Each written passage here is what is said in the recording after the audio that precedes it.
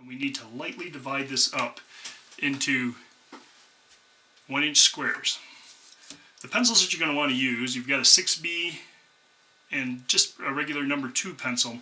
What I'm going to do is very lightly go along the bottom and make little dots at every 1-inch mark.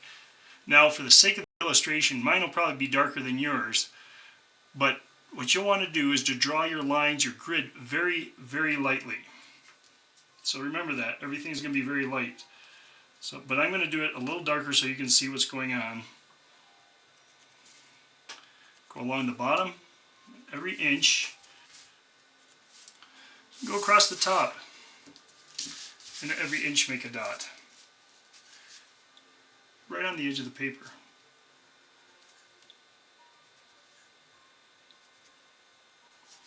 Then on the side, go down, and at every inch you make a dot.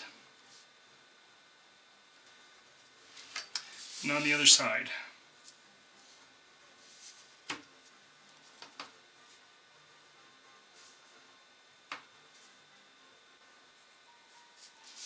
Then go right down the edge and connect all these dots together.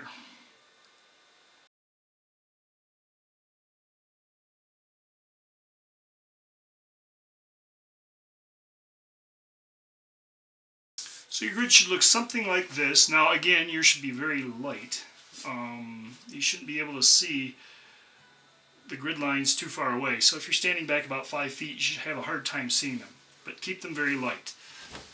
The next step is to take a look at these graphs. You got 1, 2, 3, 4, 5, 6, 7, 8. And over here we got 1, 2, 3, 4, 5, 6, 7, 8. So it's kind of like a puzzle. What you're going to do is you're going to take this and you're going to work these squares one at a time and work your drawing over it. And you lightly draw in this picture because then you're going to darken in the shading later on, but lightly draw it in and you work from one side to the other, like from here down to here, here to here, but always keep your dots connected, or your squares connected together so that you don't get mixed up. I had a student one time who started on this side, and then he started on this side and did a great job, but when he got to the middle, he found that he miscounted. So if you start on one side and just work your way over, then you should find out that your drawing comes together. So what I'm going to do is I'm going to count up 1, 2, 3, and there's a shadow that starts here. And you look to see, does it cut this line halfway or a little bit above halfway? And it looks like it's just a little bit above halfway. So I'm going to go 1, 2, 3, and right about here I'm going to start drawing in the shadow.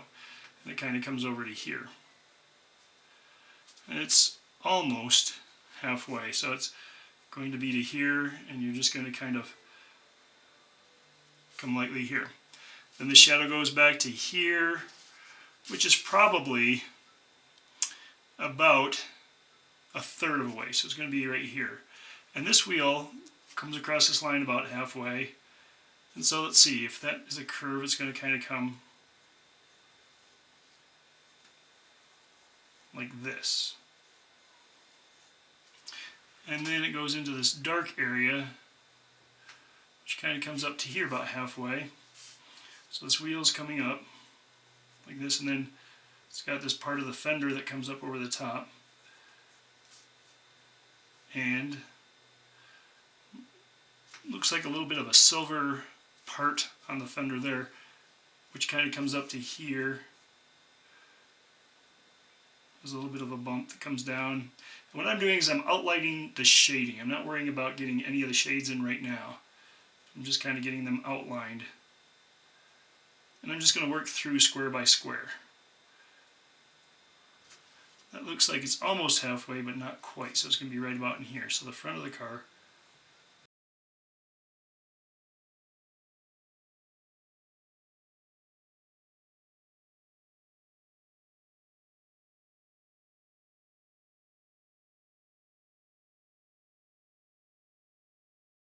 Make sure that when you're drawing too, if you put your hand down on the paper, it's going to smudge. So keep a piece of smudge paper under your hand so that as you're working, it protects that drawing that you've already done.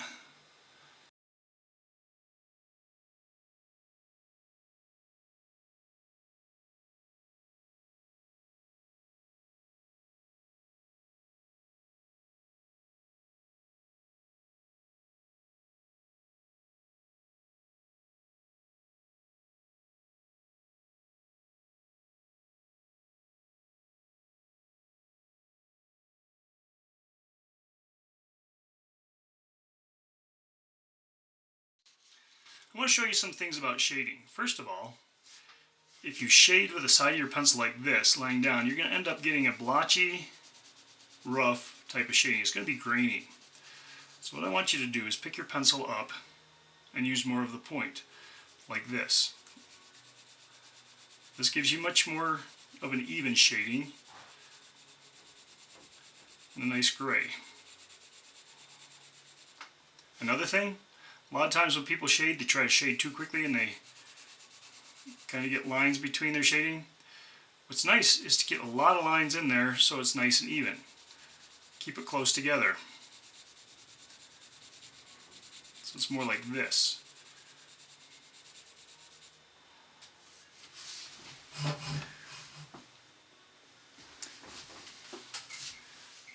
Another thing is when you're shading, if you're going to go dark, such as this, see how far up on the pencil my fingers are? They're kind of bearing down on the pressure so I can get very dark.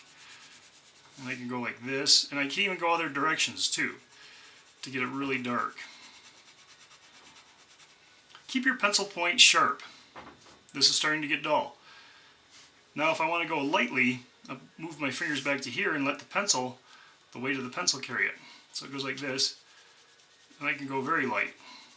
Again, keeping the lines close together, and see how I can get a nice even gray.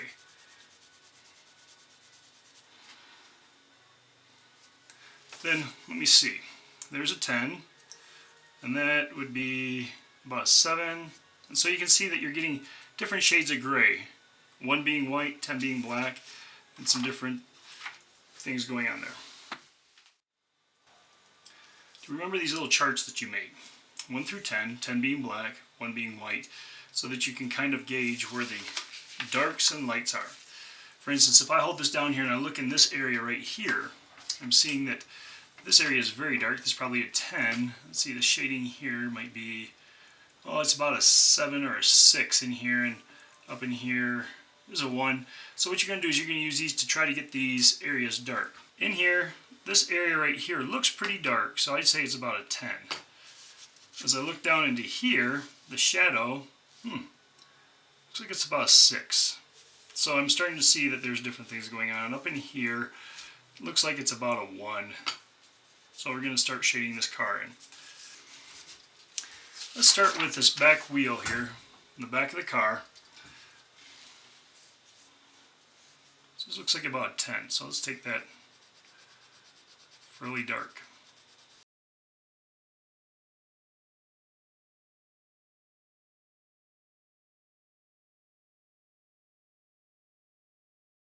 Now I'm ready to begin on the front wheel, and that looks like in the picture, yeah, that's going to be a 10 back in there. So I'm going to take that dark and I'm going to work on the rim, get this all set. So let's start shading in here.